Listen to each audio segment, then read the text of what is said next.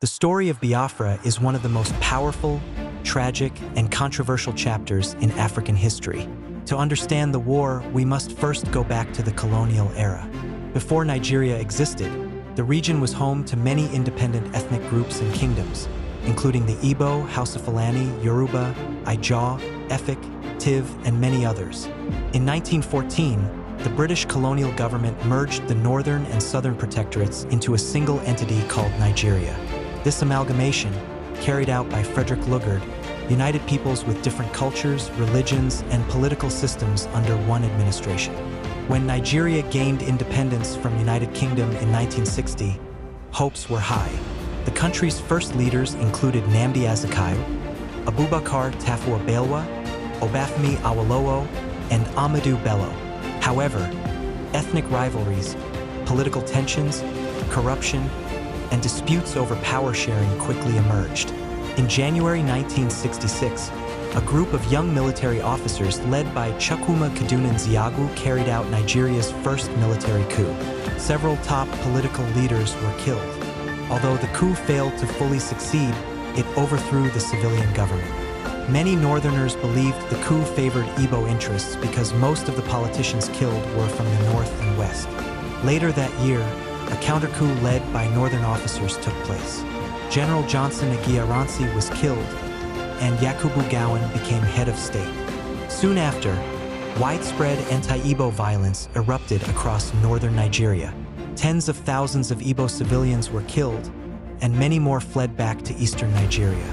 At the center of the eastern region stood Lieutenant Colonel Chukwuemeka Odumegwu Ojukwu. Ojukwu argued that the Nigerian government had failed to protect Easterners and that the safety of his people could no longer be guaranteed.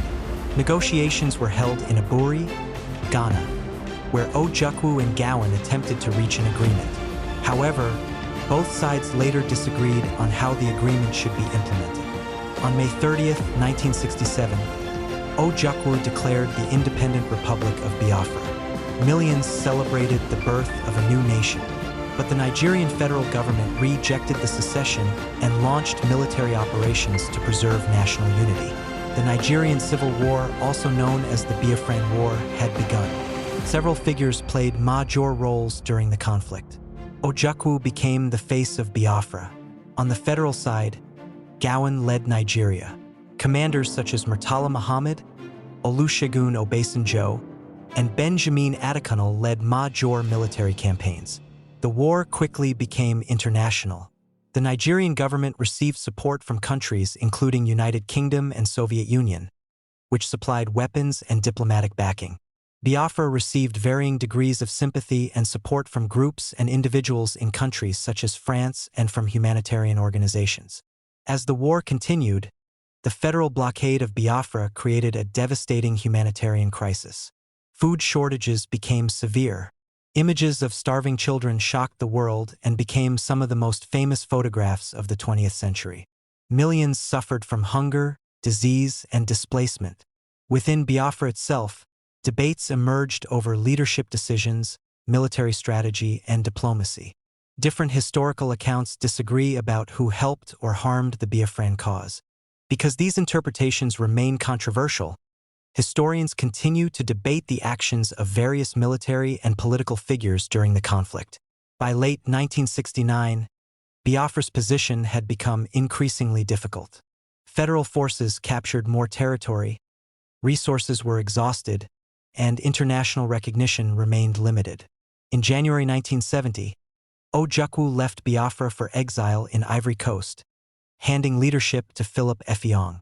Soon afterward, Effiong announced Biafra's surrender. The war was over.